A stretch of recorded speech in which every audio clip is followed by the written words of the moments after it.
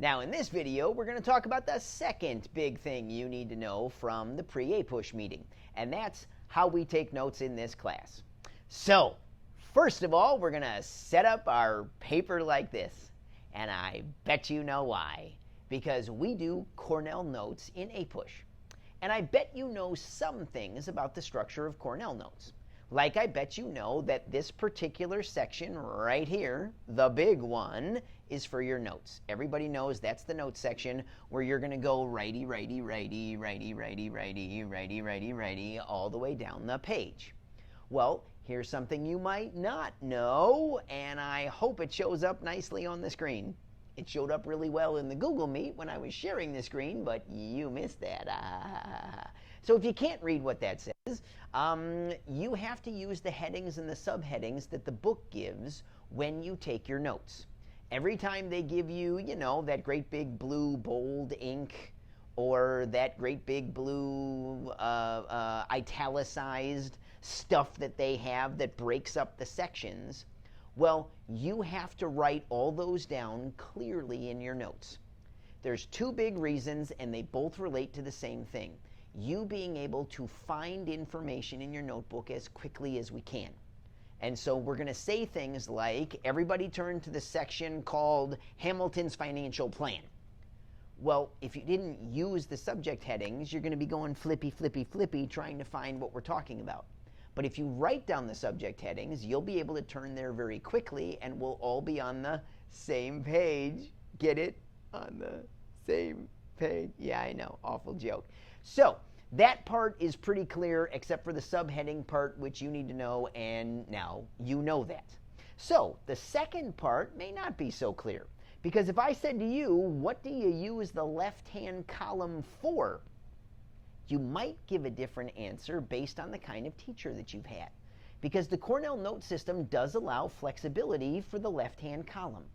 So for example, in something maybe particularly like a science class that happens to be vocabulary heavy, they might tell you put your vocabulary in the left-hand column. For something like a math class, they might tell you keep track of any equations or mathematical symbols in the left-hand column. They can be used for different things. Well, this is APUSH. And first of all, it's not AP Gov, it's AP US History.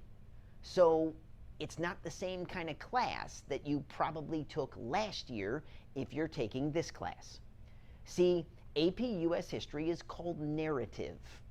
What that means is it's a story, and it's got lots of little stories inside the story. And lots of those little stories have tiny stories inside the little stories. It's just story, story, story, story, story.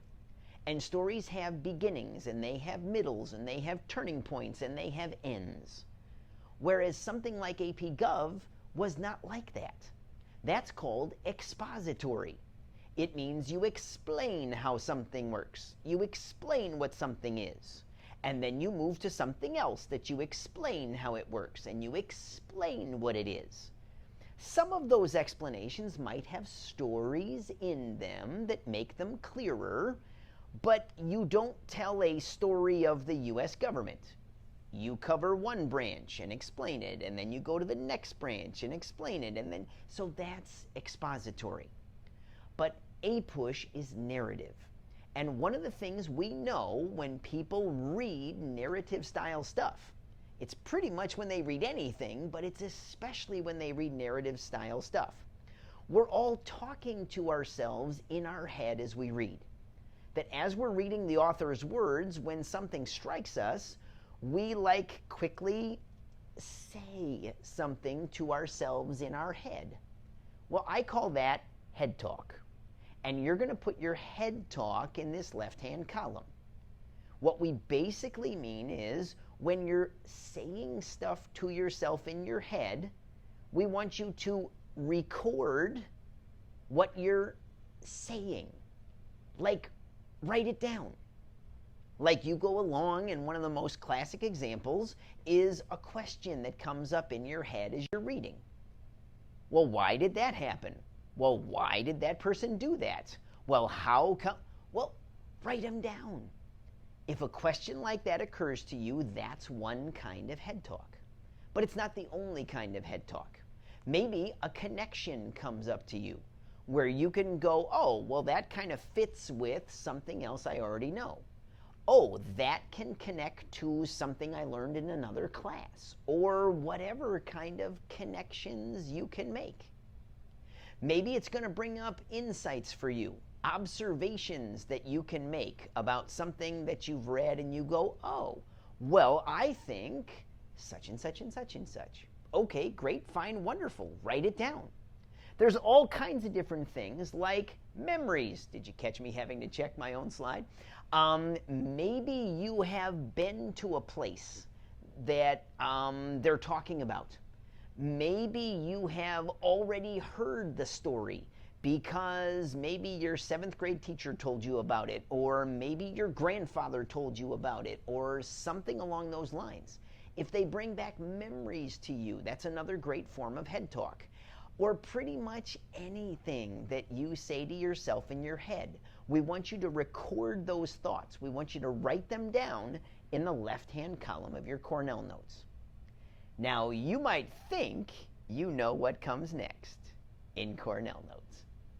You might think that once you righty, righty, righty with a little head talk, and then righty, righty some more with some more head talk, and once you get down to the bottom of the page, you might think that you're going to do your summary at the bottom of the page.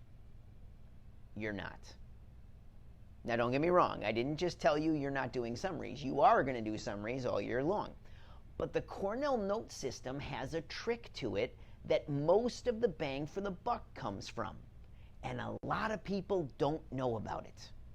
Once you get to the end of your notes, you walk away from your notes. Like you literally leave them.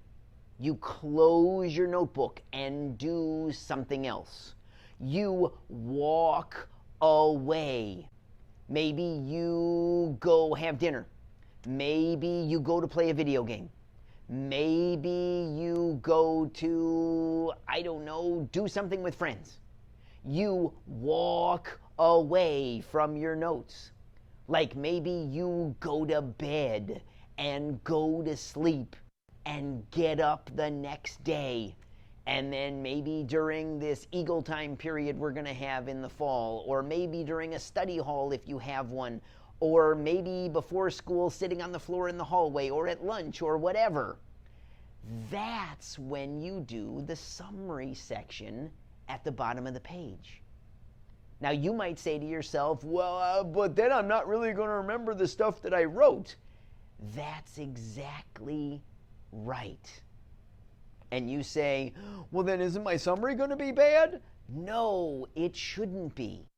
Because the way you're going to summarize is by rereading all your notes like they're a book on U.S. history that was written just by you. And you're going to reread what you wrote word for word, checking out the little head talk that you already wrote. And as you are rereading your own notes, if any new head talk occurs to you, you're going to write it down. You're going to add it to the head talk you already have in the column. And that's going to refresh your memory about what you read, and it's going to give you a much clearer view of the big, most important things for a summary. Because you're looking for the biggest, most important things on the page to put down in the summary section. So, for example, it's not a good use of Cornell notes in the left-hand column to tell people they need to put the main points there. It wouldn't be a good idea in my class to tell people to put the subject headings there, because those are supposed to go in your notes. The main points are going to go down in your summary section. And we're going to talk about what we mean by that in the next video.